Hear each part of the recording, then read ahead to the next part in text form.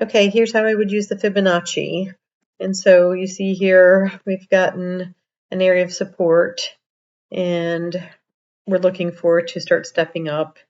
And so here's the Fibonacci, and I would run this from, I always do it from the body of the candlesticks. So you start at the bottom.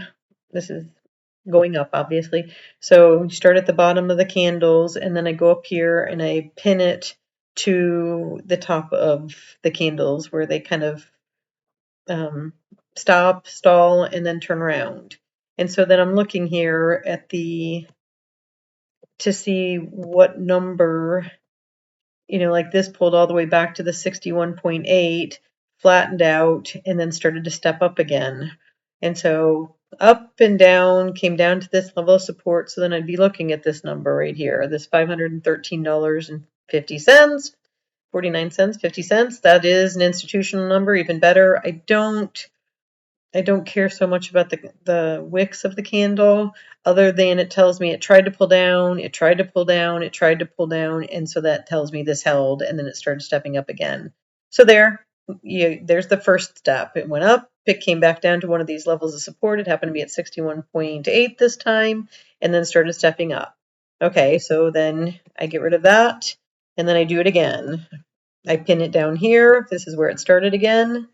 And let's see, and it kept going up, and then it turned around up here, right at the top here. I use the body of the candles, and then I watch it to see, okay, so it goes up, and where does it pull back down to? Right here at the 38.2, and it stops.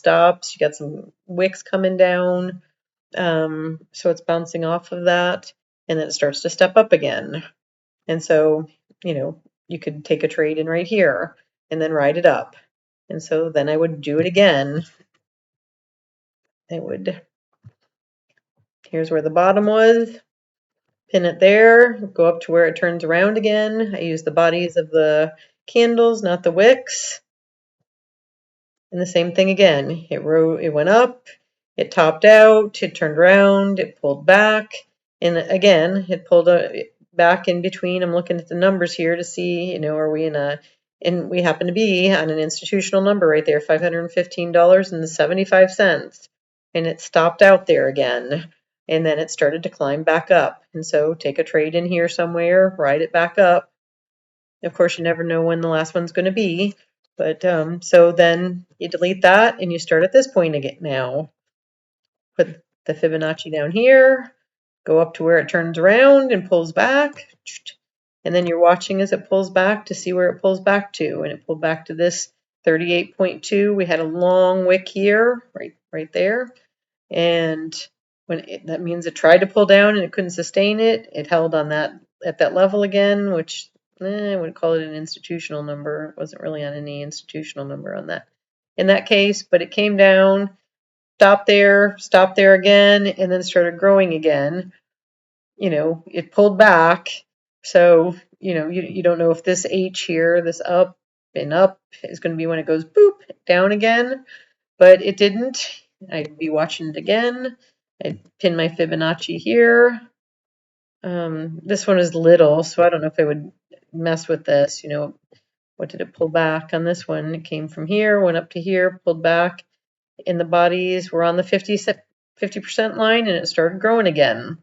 So you could take that one again, delete it, start over again right here.